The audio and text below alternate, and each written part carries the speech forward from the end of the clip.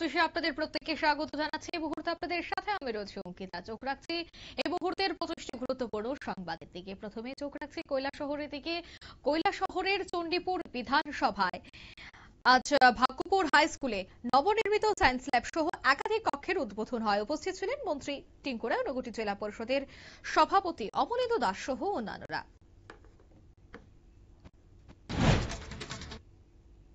অধিবাসের মধ্য দিয়ে আগরতলার দুর্গাবাড়িতে আজ কাত্যায়নী পূজার সূচনা হয়। এই উপলক্ষে দুর্গাবাড়িতে ভক্ত সাধারণের উপস্থিতিও ছিল নজরকাড়া।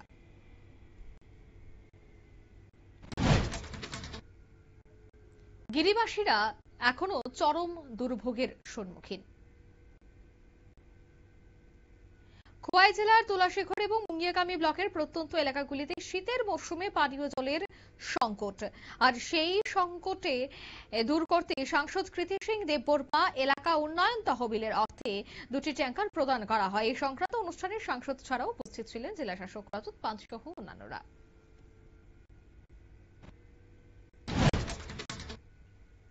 রাজ্যের প্রধান রেফারেল হাসপাতাল জিবি হাসপাতালে চুরিকাণ্ড সংঘটিত হচ্ছে। এবার অসুস্থ ব্যক্তির গলা থেকেই সোনার চেইন চুরি করে নিয়ে যাওয়ার অভিযোগ উঠল এক যুবকের বিরুদ্ধে। তাকে চুরি করতে দেখে পুলিশের হাতে তুলে দেন ঘটনাস্থলে থাকা এক দমকল কর্মী।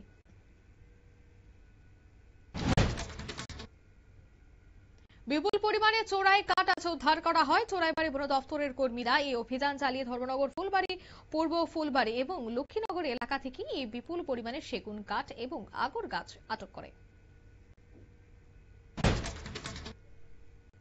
সাবরুমের ভারত বাংলা সীমান্তে সেলুনি এলাকা দিয়ে পাচার করার সময় বিপুল পরিমাণে গাঁজা উদ্ধার করল বিএসএফ এর জওয়ানরা। তবে গাঁজা পাচারকারী অধরা।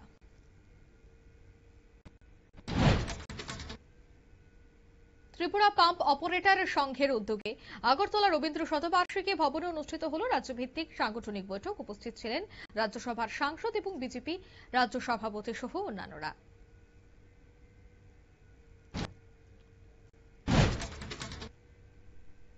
আবারও উদ্ধার বিপুল পরিমাণে নেশার সামগ্রী।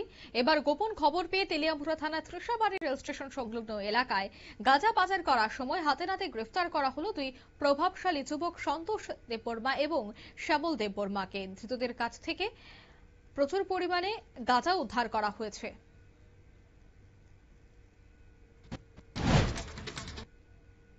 এবার নজর রাখছি ধলাই জেলার দিকে। ধলাই জেলা শিক্ষা দপ্তরের উদ্যোগে জেলাভিত্তিক নিপুণ ফেস্ট 2025 অনুষ্ঠিত হয় আমবাসা কোলাই কলোনি উচ্চ বিদ্যালয়ে।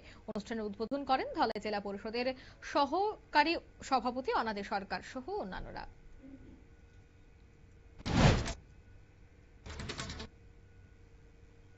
গোটা রাজ্য জুড়েই নেশা বিরোধী অভিযান চলছে, ঠিক তেমনি যাত্রাপুর থানার উদ্যোগেও নেশা বিরোধী অভিযান। তবে এবার দেখা গেল যে পুলিশের নেতৃত্বে এবং টিএসআর বাহিনীর যৌথ অভিযানে সোনামুড়া মহকুমা যাত্রাপুর থানার কালীখলা ভিলেজ এলাকায় 15,000 গাঁজা গাছ ধ্বংস করা হয়।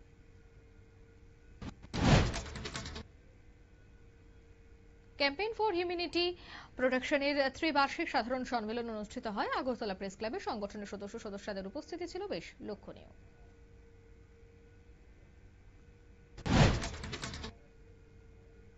72তম অখিল ভারতীয় সমবায় সপ্তাহ উপলক্ষে সমবায় দফতর এবং সমবায় সমিতির উদ্যোগে কমলপুর বিমল সিংহ মেমোরিয়াল হাসপাতালে রোগীদের ফল মিষ্টি বিতরণ করা হয়।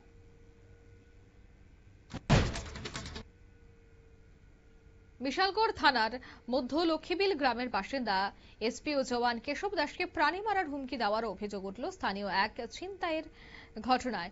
ধৃত লালটিলা এলাকার বাসিন্দা অজয় দাসের পরিবার। এবার নজর রাখছি ধর্মনগরের দিকে। ধর্মনগরে শ্রীপুর পঞ্চায়েতে জাতীয় সড়কে বাইকের ধাক্কায় প্রাণ হারালেন 3 নম্বর ওয়ার্ডের বাসিন্দা 78 বছরের অরুণ দত্ত। এই ঘটনায় জখম হয়েছেন বাইক চালক অপূর্ব নাথ।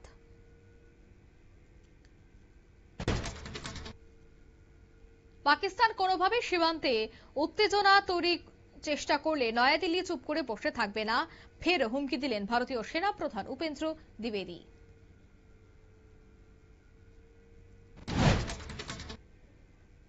বাণিজ্যিক সম্পর্কের জটিলতা কাটিয়ে আমেরিকার সঙ্গে প্রচুর পরিমাণে এলপিজি গ্যাস আমদানির জন্য চুক্তি স্বাক্ষর করলো ভারত। দেশের মানুষকে সস্তায় গ্যাস সিলিন্ডার সরবরাহ করার জন্য মোদী সরকারের এই পদক্ষেপ বলে দাবি করছেন অনেকেই।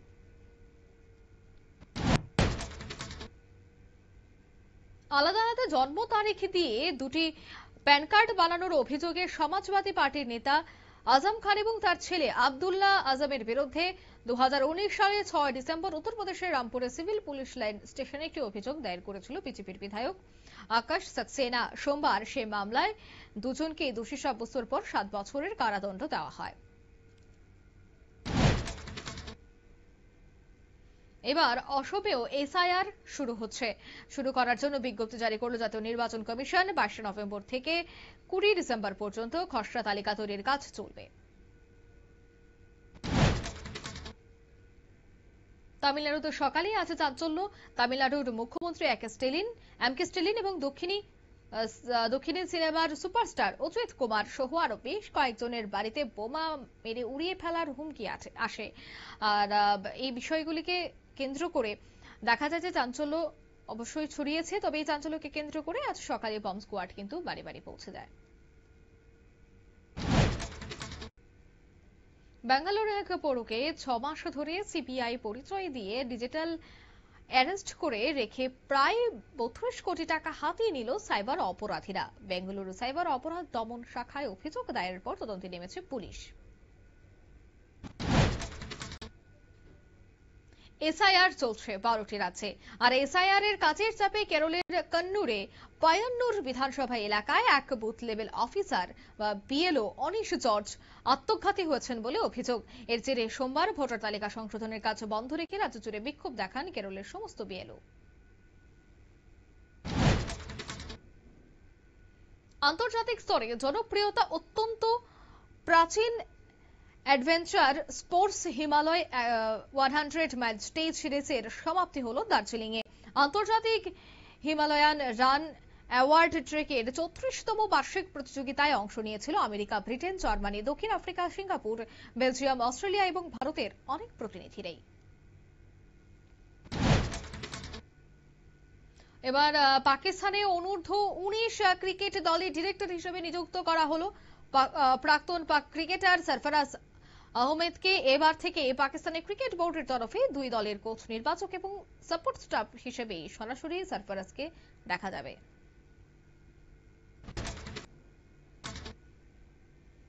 টিপি লিঙ্ক টেকনোলজিস্ট এবং এর শাখা সংস্থাগুলি যে নেটওয়ার্কিং ডিভাইস তৈরি করছে সেগুলি খতিয়ে দেখার আবেদন নিয়ে আমেরিকার বাণিজ্য সচিব হওয়ার্ড লুটনিকের দ্বারস্থ হলেন 23 জন মার্কিন সেনেটর।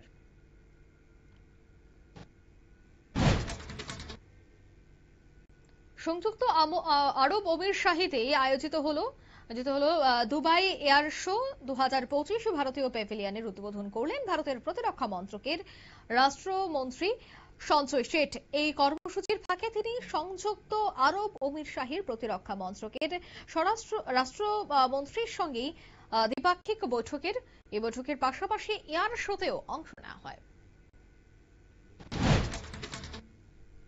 এক নজরে 25 এখানে শেষ করছে। আমাদের পরবর্তী নিউজ এবং আপডেট দেখার জন্য এবং অবশ্যই টক শো দেখার জন্য চোখ রাখবেন শুধুমাত্র নিউজ ভ্যানগার্ডের পর্দায়। ধন্যবাদ।